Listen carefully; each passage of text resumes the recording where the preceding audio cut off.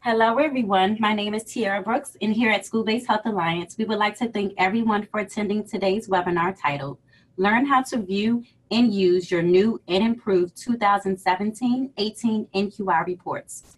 Today, during today's presentation, we will show you how to view and use the new and improved NQI reports.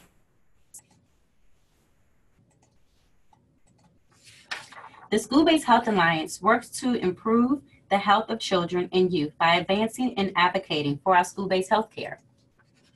We believe that all children and adolescents deserve to thrive, but too many struggle because they lack access to healthcare services. School-based healthcare is the solution, bringing healthcare to where students already spend the majority of their time, in school. When health and education come together, great things happen. Attendance improves. Conditions like asthma or diabetes are better managed. Behavioral health issues get quick expert attention, and we all know that healthy students make better learners. Now, before we begin, we do have a few housekeeping reminders. All attendees are in listen-only mode. However, we do want to hear your questions. At any point during the webinar, if you have any questions, please feel free to enter your questions into the chat window. You can find that icon located at the bottom of your Zoom control panel. You also have a Q&A control if you would like to enter your questions there. This webinar is being recorded and will be archived on our website. It will be available to everyone in 3 to 5 business days. Also, if you are interested in any other webinars, please visit SchoolBased Health Alliance in our archive webinar section to view topics such as the ones on your screen. Now I would like to introduce our presenter, Dr. Haley Love. Haley leads the organization's research and evaluation efforts. She is responsible for leading the Alliance's Census of School-Based Health Centers and the Children's Health and Education Mapping Tool. I would now like to introduce you to Dr. Love. Hi, everyone. Thank you so much for joining this afternoon. We're so excited to be able to share these 2017-18 NQI reports with you. So just quickly, what we're going to go through this afternoon during the next hour, I'm going to start with a very brief overview of the National Quality Initiative. We'll talk about 2017-18 school year NQI participation. I'll then do a demo of the NQI reporting system for you. We'll spend a little bit of time talking about common errors in reporting and opportunities to revise data. Then we'll talk a little bit about how you can use these reports, and then 3 ways you can get more involved with the NQI. And we'll wrap up our time with questions. So let's get started with a brief overview of the National Quality Initiative. So what is the National Quality Initiative and Quality Counts? The NQI is an initiative led by the SchoolBased Health Alliance and the National Center for School Mental Health. It's funded by the Maternal and Child Health Bureau, and it's challenging the school-based healthcare field to adopt, report, and improve on a set of standardized performance measures. So what does this make possible for us as a field? We believe that if school-based health centers can really align our priorities and voluntarily collect data in a standardized way, we'll be able to describe the quality of care being delivered in school-based health centers at the national level. We think that by reporting standardized data, we'll also be able to compare school-based health centers at local, state, and national levels and identify areas of strength and spaces for improvement. And ultimately, by investing our efforts, we will see the quality of care delivered in school-based health centers improve. We have a really ambitious target for this initiative. We want to see 100% of school-based health centers voluntarily adopt and report performance measures. What performance measures, you might ask? While many of you on the call are likely very familiar with the 5 performance measures, and many of you have experience reporting them, there may be some of you who are less familiar. So really briefly, we started with a large set of measures that could be potentially considered for a standardized set of measures for school-based health centers. We invited a group of SBHC stakeholders to participate in a process to select performance measures for school-based health centers that were important, sensitive, feasible, and usable. And after 3 rounds of scoring, 5 measures were selected. This was a really big feat and represents the first ever set of standardized performance measures for school-based health centers. The 5 measures include the percentage of SBHC clients who receive the following preventive services: an annual wellchild visit, annual risk assessment, body mass index screen with nutrition and physical activity counseling, and if age appropriate, depression screening with appropriate follow-up, and chlamydia screening. We're thrilled with these measures. They align with existing national child health quality measurement frameworks, allowing school-based health centers not only to compare themselves with one another, but with other healthcare settings.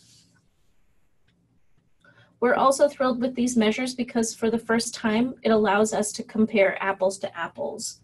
Previously, there had been state-level initiatives that had required school-based health centers to report performance measures, but this effort is the first effort to establish standardized national performance measures for school-based health centers. So once we had the measures, where did we start? In 2015, we started by inviting SBHC providers, administrators, and state-level representatives to participate in the learning community to help identify promising strategies for adopting and reporting the measures. The Alliance brought together really highly motivated state and regional leaders and SBHC programs in Connecticut, North Carolina, Colorado, and Seattle. The participants include SBHC providers and their medical sponsoring organizations, along with leaders from their state departments of health and public health and state-level advocacy organizations. And they formed teams committed to improving the quality of care delivered in their SBHCs by sharing their successes and challenges with this community peers. And with everything that we've learned from that incredible group of participants, and over the past 2 years, we've been working towards national adoption and scale up. So we just very recently completed data collection for the 2016-17 school year.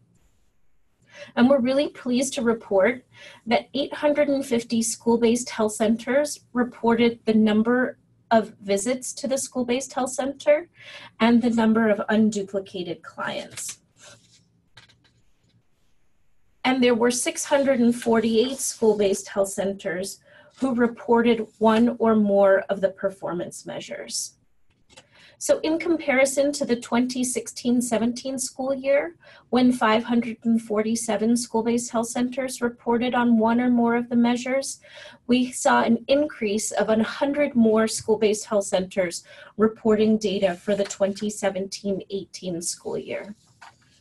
These 648 school-based health centers were located in 33 states. So now I'm going to move on to what you all have been waiting for and show you a demo of our new and improved NQI reporting system. When you come to the reporting system front page, it'll look just like this.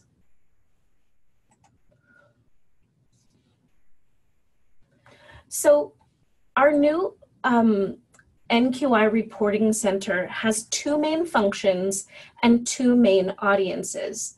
The 2 functions allow school-based health centers and their advocates and supporters to compare data to state and national averages. And the second function allows the comparison of school-based health center data from one year to another. There are 2 main audiences. The first audience is individual school-based health centers who want to view the data for their own school-based health center that they may have reported. The second audience are those audiences who can view multiple school-based health centers. So those are the sponsoring or administrative organizations of school-based health centers and the state level representatives from the state affiliate organizations and state departments of health and public health that fund school-based health centers who can view the data for multiple school-based health centers in their state. So I'm going to start by showing you how you would compare one school-based health center to state and national averages. And I'm going to demo the system using SBHCs in North Carolina, sponsored by UNC Rockingham Healthcare. I've been given permission to show you the reports for these school-based health centers, and they're a great example because they've been working in collaboration with the Alliance over the past several years through our NQI quality improvement work to deliver the highest quality of care in their school-based health centers. So I'm going to click on compare one school-based health center to state and national averages, and I'm taken to a screen that looks like this. I'll first click on North Carolina, then select the sponsoring organization, which is UNC Rockingham Healthcare. Then I'll select the name of the school-based health center, and I'm interested in viewing data for Moorhead High School Student Health Center. I want to view data for the 2017-18 school year. I want to compare to state and national averages. And this school-based health center reported on all 5 of the performance measures. So I'm going to click on Select All. The system will automatically populate a bar chart and a series of tables that has data about this school-based health center. In this bar chart, you can view how the school-based health center compares to state and national averages for each of the 5 measures. The light blue represents my school-based health center. Navy blue represents the state average for the measure. And the brown represents the national average for the measure. If I scroll down further, I can view a series of tables that shows my school-based health center, the state and national average, and a series of arrows that shows how my school-based health center is performing compared to state and national averages. Green arrows show where my school-based health center is performing better than the state or national average. And yellow arrows show where my school-based health center is performing less than the state or national average. If I scroll down further, I can view data about basic client and visit information, the total number of unduplicated clients, the total number of visits, and then the total number of clients by gender and age. If I scroll to the top again, there's an opportunity to either save or print your report by clicking on this button here.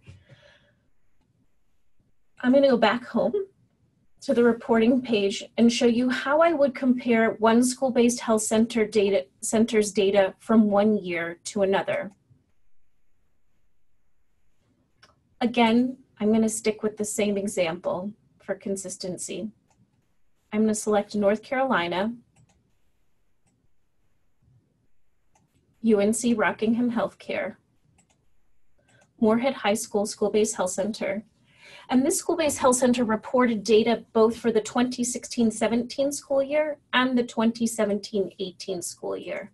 So I'm going to click on both of those and look at how my school-based health center has improved from one year to another on each of the 5 measures. Data for the 2016-17 school year, again, is in light blue, and the most recent school year, the 2017-18 school year, is in navy blue.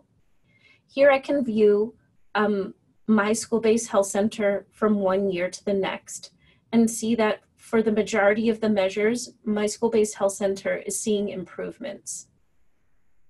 Again, you can scroll down to view tables that show the percentage that your school-based health center achieved for the 2016-17 school year, the percent change from one year to the next, as well as green and yellow arrows and an equal sign for where the percentages are the same from one year to the next.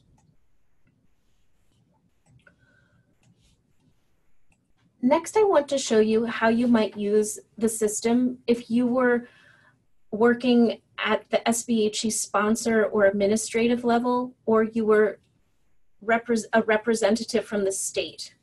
So first, I'll start by showing you how you would compare multiple school-based health centers to state and national averages.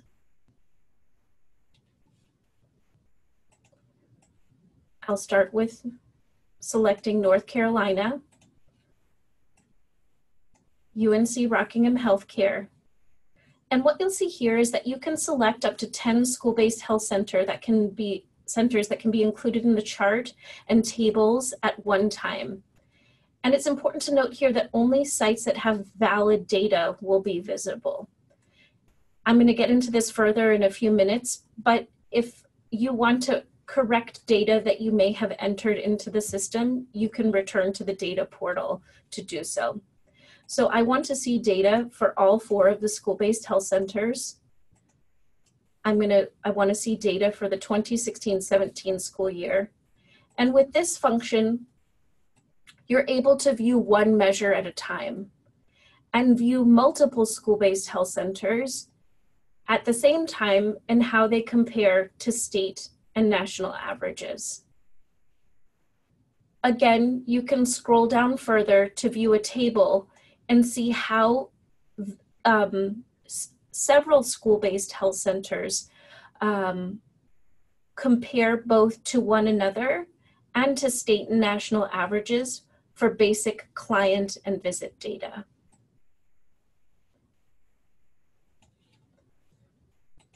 The final function of the tool that I'll show today is how you would compare multiple school-based health centers data from one year to another. I'm going to select North Carolina, UNC Rockingham Healthcare, all 4 of their school-based health centers. I want to compare year to year. And again, I can select one measure. I'll start by selecting the wellchild visit.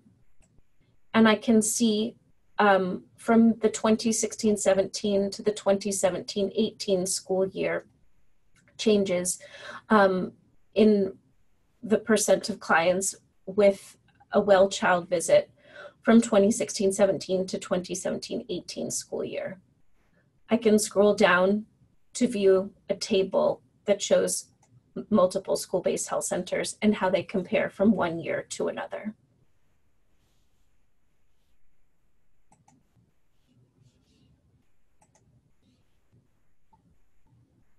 Now I want to talk briefly about common errors in reporting and revising the data.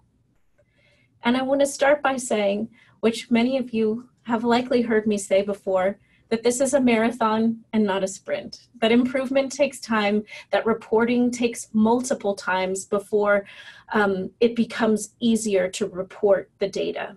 So just keep that in mind. And don't be discouraged if you may have had an error in your reporting. I'm going to talk about 4 of the most common errors that we saw in reporting. The first is that the number of unduplicated clients exceeds the number of visits. This is an error that won't necessarily impact the calculations of the performance measures, but is obviously an error which reduces the ability for us to know that we have high quality data being reported.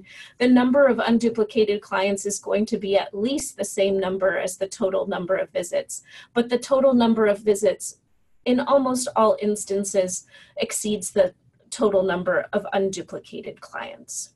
So that's something to pay attention to if you go back in to correct your data. Another error that we found was that the number of clients by age and gender do not add up to the total number of unduplicated clients. So what you'll see here is that if you were to add together 380 and 393, it doesn't add up to 815. Similarly, if you add up 9 and 764, it doesn't add up to 815. So again, this is an error that does not influence the calculation of the performance measures, but it is an error that we would love to see improvement on in these in the reporting of data. The third most common error that we see in reporting is that the reports are missing clients by age data. And this is really important because the definition of our wellchild visit and our BMI measure are for specific age ranges. And so without clients by age data, it's impossible to have the denominator for these measures. So if you see that your report doesn't have data in it for the wellchild visit or the BMI calculation, it may be because you didn't report clients by age. And if you're, no, and yes, exactly.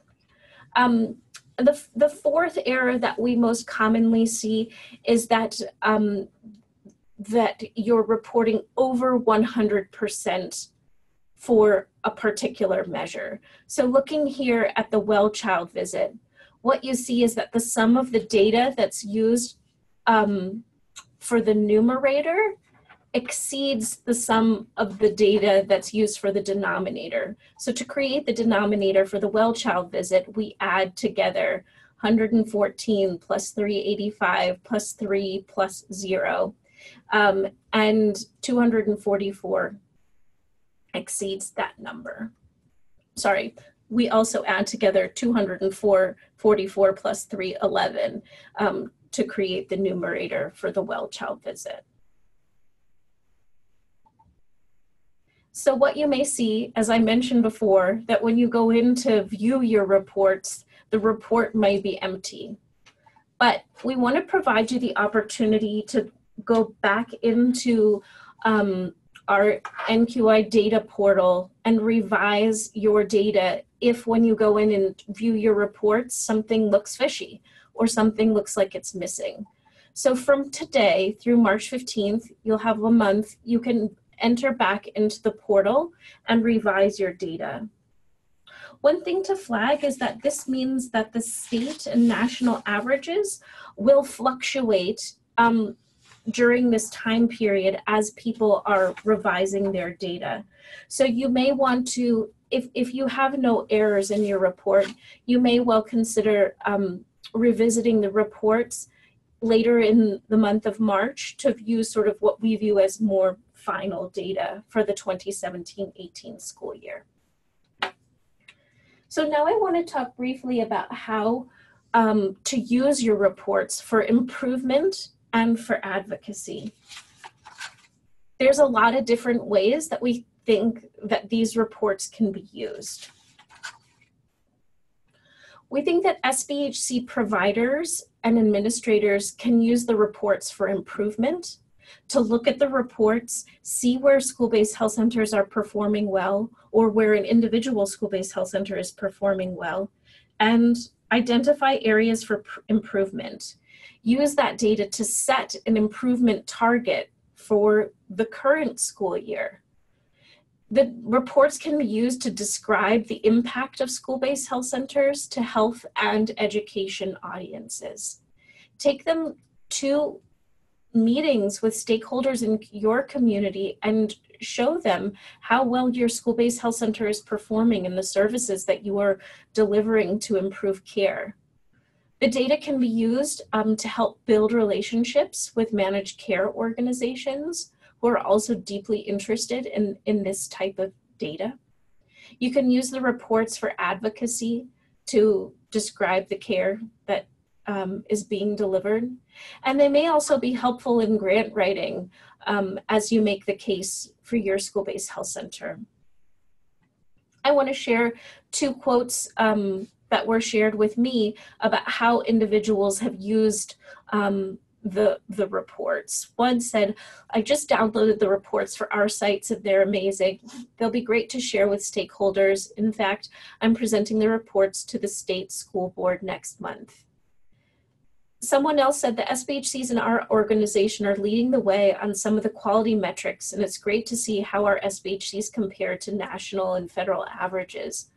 I know our organization's leadership especially enjoyed seeing how our school-based health centers compare to others nationally, and I think it's helpful for the teams to see how they rank as well." So the other primary audience that we see these reports being used by our state affiliate organizations and the departments of health and public health and education that fund school-based health centers. And we see you guys using the reports, again, for improvement, to look at all of your school-based health centers side by side, just like I showed you a little bit earlier, identifying which school-based health centers are performing well, connecting with those school-based health centers to better understand what strategies they're using to improve, like to deliver such quality care in their school-based health centers, and also to identify which school-based health centers may be performing less well than other school-based health centers in the state, and support them and translate some of those strategies that are working well in your state. We also see this audience using the reports to compare school-based health centers and identify strengths and areas for improvement, and to describe the impact of school-based health centers to hopefully maintain or increase the levels of state-level funding that are allocated to school-based health centers. I'm going to talk about 3 ways to get more involved with the National Quality Initiative. The first way you can get involved is to use our Clinical Performance Measures Toolkit to view promising strategies for improvement, case examples, and frequently asked questions. Our Clinical Performance Measures Toolkit is available on our webpage. You can connect to it from our NQI page, or you can connect to it from the reporting center. And when you click on any of these measures, you'll be taken to a page that shows you promising strategies that have been identified by either participants in the COIN or other school-based health centers across the country who have been adopting and reporting these measures. And we think that you will find some of these strategies and frequently asked questions really useful as you start to try to improve on one or more of the measures. The second way you can get involved with this initiative is to join a COIN. We will be looking for the next generation of motivated school-based health center, state and local teams who want to participate in joining a group of motivated peers. We will be launching 3 cohorts of COINs starting with the 2019-2020 school year, which will give you the opportunity to engage a team of collaborators in your state to improve quality and sustainability of school healthcare and comprehensive school mental health. We will be announcing our request for applications in early April of this year, and the COIN will begin at the start of the 2019-2020 school year. And that opportunity affords school-based health centers, their administrators, and state-level representatives to come together to try and work together to identify some of these strategies and work towards improving care. The teams meet all together monthly on calls where they share some of these promising strategies and challenges that they're experiencing. And it's a really productive way and meaningful and useful way to commit to improving school-based healthcare quality in your state. The third way that you can participate in the National Quality Initiative is that you can report your performance measurement data annually. So similar to the 2016 and 2017 school years, from June to December of 2019, you'll be able to report data for the current school year, the 2018-19 school year. So this reporting system is as strong as the data that is shared. And it's as strong as how useful these reports can be to you as you shape your quality improvement efforts in your state. So we encourage as many of you as possible to start reporting the data annually. Like I said, with my analogy about the marathon and not a sprint, what we see both with COIN participants and what we're seeing with annual reporting is that participation increases, but also the data improves each time school-based health centers report repeatedly. So before we open up for questions, just a few quick messages. We want to encourage all of you to become members of the School-Based Health Alliance. There's more information about becoming a member on our webpage that you can find. And our members really help extend and support our work. Trainings like this webinar wouldn't be possible without the support of our members. In addition, our members receive exclusive access to valuable program tools, timely publications, and networking opportunities. So please consider becoming a member of the School-Based Health Alliance. We also want to flag for you that February, if you don't know it already, is National School-Based Healthcare Awareness Month. School-based healthcare providers and advocates from across the country will highlight the role that SBHCs play in ensuring that students have access to high-quality healthcare where and when they need it. So please visit our website for more information about Awareness Month.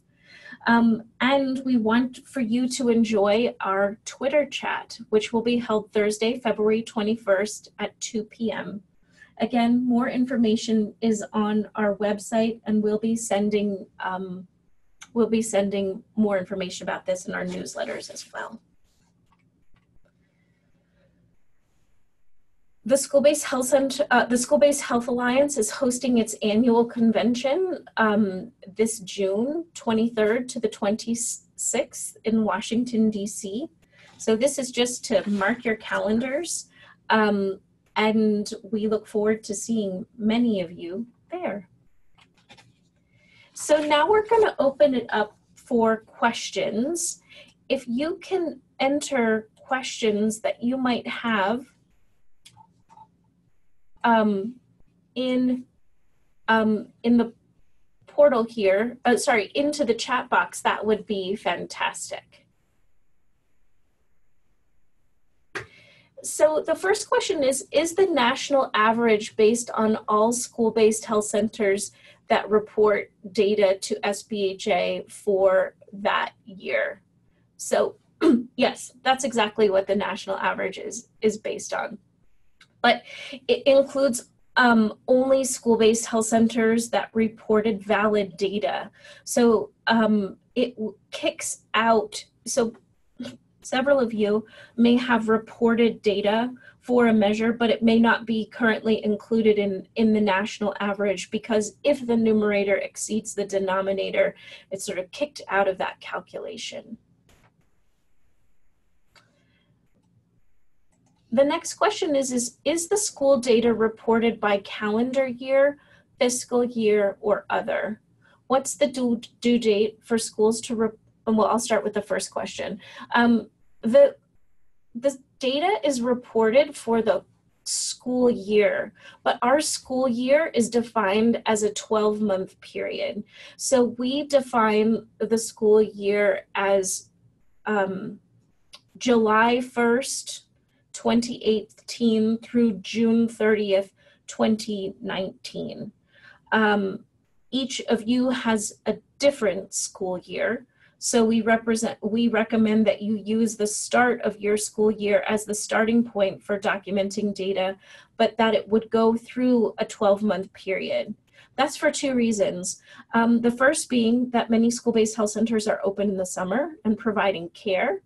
The second is that a lot of school-based health centers are providing well care visits in the summer months, and we want to see all of those visits captured in the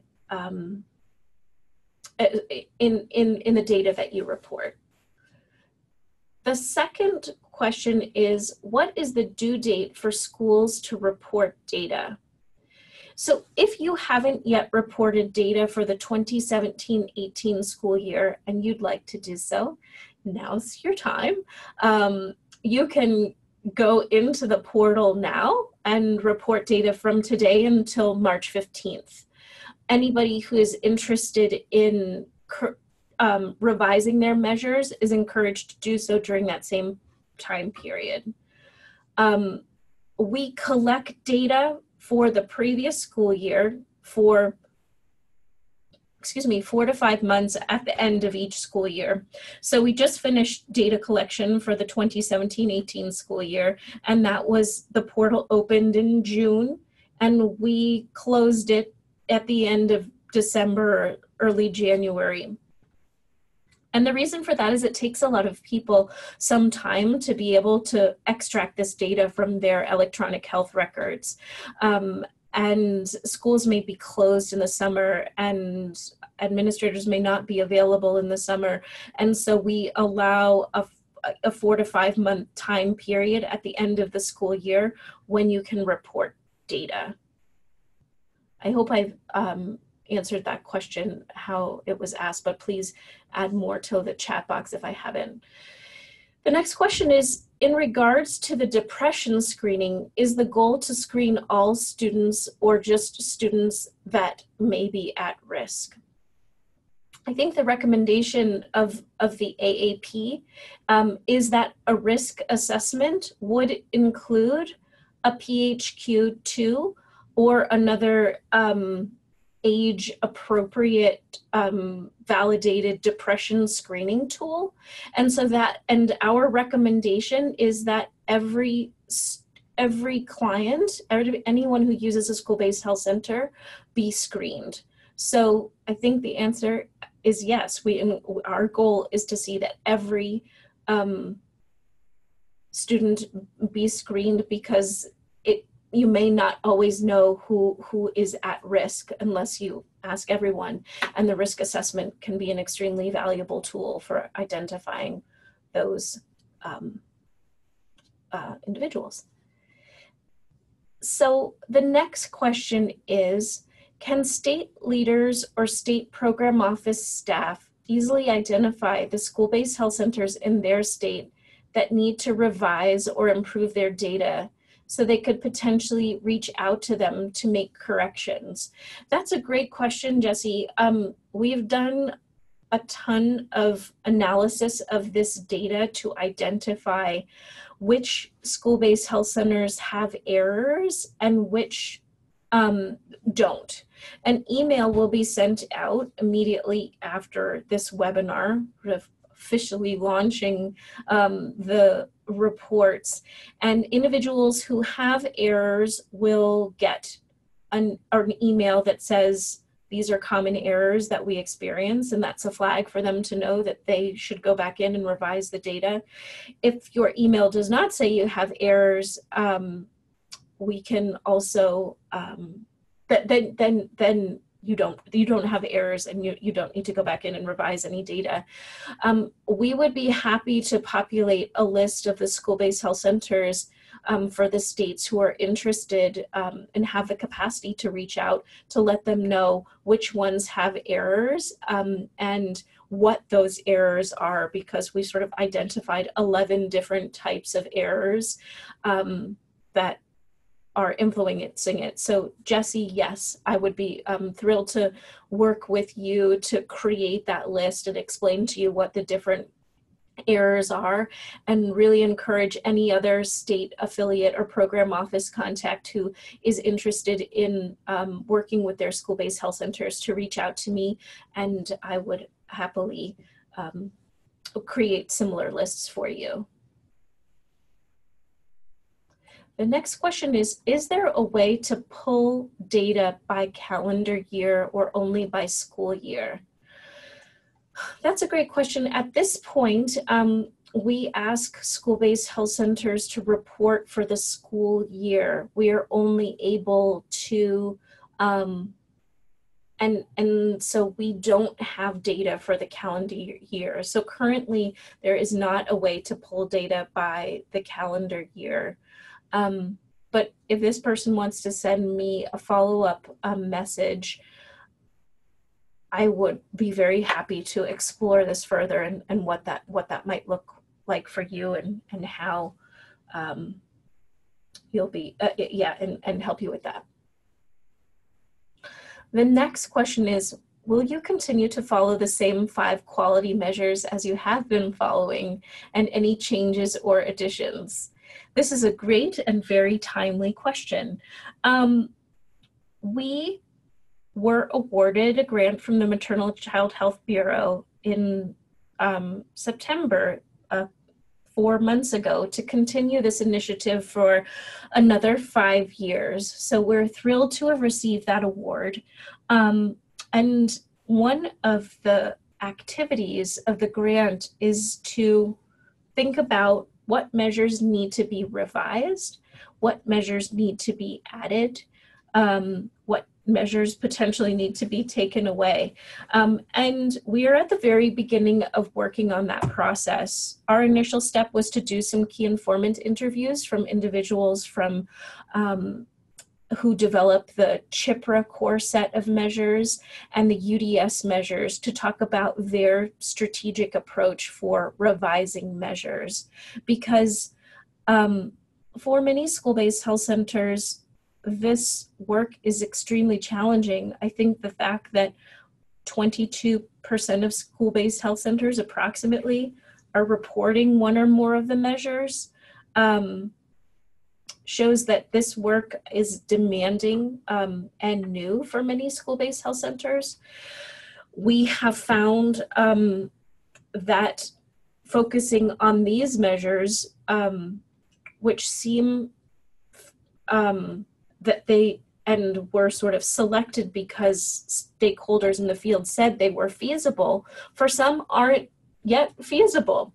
So that makes us reluctant to turn the ship too quickly and change the measures. We sort of continue to see these as the starting point, but over the next year and through the process of the coins, we will be testing new measures for school-based health centers to adopt. We currently have what we call 2 test measures. Those test measures are measures that haven't necessarily been validated by a sort of a national entity, but they were selected as measures that could show the value add of school-based health centers. Those 2 measures are client experience or of care document survey, implementing a client of experience of care survey with clients who use a school-based health center, and seat time saved, so documenting the amount of time that's saved by the school-based health center's ability to send students who are healthy back to class. So we will approach new measures in the same way that we will try and test out new measures. We're currently trying to and have a project advisory group meeting for this initiative in 2 weeks. We'll be talking about what that process will look like, and we hope to engage members of the field again in that process of determining what might be new measures. And so stay tuned, more to come. Thank you for such a good, thoughtful and forward-thinking question. The next question is, how are SBHCs able to report on performance measure on well child visit regardless of where the well visit was received? Our state's SBHCs are unable to do this from an electronic health record. So state level analysis of this measure can only reflect the percentage of patients seen in the SBHC who receive the annual wellchild visit. We are finding that our SBHC only version is challenging to interpret. Okay, this is a great question and absolutely a frequently asked question. With this measure, we want school-based health centers to think about all of the clients who use their school-based health center. We want school-based health centers to take a more population health view and think not only about those students who get their wellchild visits in the school-based health center, but also identify which students may be getting a wellchild visit elsewhere. Because in that process of trying to identify whether other students have had a wellchild visit, you may identify that there's an opportunity for you to do that wellchild visit. There's often the assumption that wellchild visits are happening in other healthcare settings, when often for many of the youth who use school-based health centers, they're not getting those wellchild visits. So we recognize that this is challenging.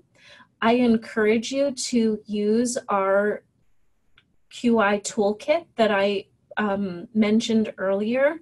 It includes examples of how school-based health centers have come up with processes to identify the students who don't have wellchild visits, who have had them in other healthcare settings, to use regional healthcare exchanges or state healthcare exchanges to see which kids have documentation of an annual wellchild visit, how they're working with other providers in their community to see who has a wellchild visit. It also provides examples of how school-based health centers have created discrete fields within their electronic health records to document that a wellchild visit happened outside of the school-based health center. There's a lot of resources in that toolkit. I hope they may be helpful, and I'd love to connect with you further to talk about this. So please reach out to me after the webinar if we can discuss this further, anyone who has this question, because it is a very common one. So the next question is we have questions about the inclusion of specific codes for each of the performance measures. Who should we contact with the details? So I'm going to go back to the reporting center just so I can show you some of the resources that are available at your fingertips. The first, you'll see a menu of options to the right. If you click on measure definitions, you'll see, as soon as it loads, a detailed document that shows the definitions of each of the performance measures. It includes suggested claim and encounter codes for each of the measures, and just shows you precisely the numerators and denominators for each of the measures and how they're calculated. So I encourage you to start by reviewing this document, and if you have additional questions, I encourage you to contact me. I'm gonna keep going through these questions and then pull up a slide that has my contact information at the end. Just to sort of, while we're here, familiarize you with this menu of options. The measure definitions are what I just showed you. If you want to report or edit data, as we've been talking about, the opportunity to revise, you can click here and it'll take you back to the NQI data portal, where you can click to enter your performance measurement data. We've developed a quick video tutorial here that shows you sort of in 10 minutes how you can use the NQI reporting system. Here you can also review our data privacy and security policy. If you have questions about who has permission to view what reports we encourage you to click there. And then finally, you can click here and go to our Clinical Performance Measures QI Toolkit. Like I was mentioning, if you come here, you can click on case examples and identify strategies that have been identified for the specific question of how do I document well-child visits that happen outside of my school-based health center, among many other questions. But if your question isn't answered by the resources that are on this page, then please reach out to me. I would love to help. The next question is, on the portal, there are a number of SBHCs that have not started the survey. Does this mean that these SBHCs logged in but did not input their information? Or is the list of programs generated by those that participate in the census? So I don't know exactly which screen you're looking at, but I'm going to sort of show you some screens that may be helpful as you navigate this information. So if you go to the Alliance's webpage and click on initiatives under 2017-18 NQI quality counts, this is the page that school-based health centers went through in order to report data. You can click on any state and then view in this completion status column which school-based health centers reported data or not. If they said not started, it means they never started. They never opened it. If it says complete, they completed it. And I'm not sure if there's an example in this state, but you may see in other states that there's a code that says in progress. So if you're interested in viewing which school-based health centers reported performance measurement data in your state before you go and start trying to download the reports, I encourage you to start from this page, and you can see which ones. Here's an example of someone who's in progress.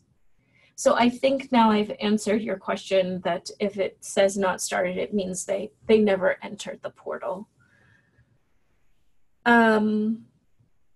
I think, yeah, so I think that's a great place to start. And then from there, you can go into this page and go into the NQI Reporting Center and view the reports for the school-based health centers that may have reported data. The next question is, are business sustainability measures also collected or plan to do so? Good question. The Alliance, through the National Quality Initiative, tested out performance measures for business practices and sustainability. We refer to those measures as test measures, measures that we're still testing out. They haven't been elevated to this sort of core set of measures, of which there are currently only 5. For anyone who's interested in learning more about the business measures, you can come to our NQI Quality Counts page and click on the Business Measures Definitions NQI Toolkit, and you'll find a similar toolkit to our Clinical Performance Measures Toolkit, which shows you what each of these measures are and some frequently asked questions and promising strategies for how to document them.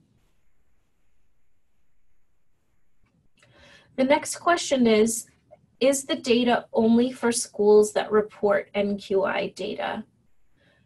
I'm assuming that this means, is the data in the NQI Reporting Center, is the data in the reports only for schools that report NQI data? And the answer is yes. You can go in and look at the report for any school-based health center, but it will be empty. There won't be data in it. And so the reports are probably only useful to someone who has reported data, who has reported NQI data.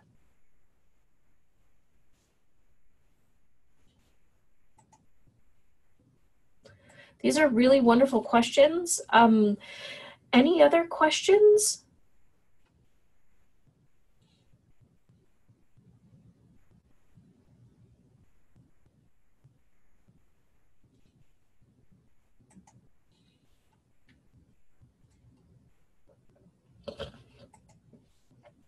So I want to share my contact information. Again, my name's Haley Love and my email address is here on the screen. If you have questions about anything that was shared today, or as you start looking at your reports, please contact me. I'd love to help you with any questions you may have. There may be. Oh.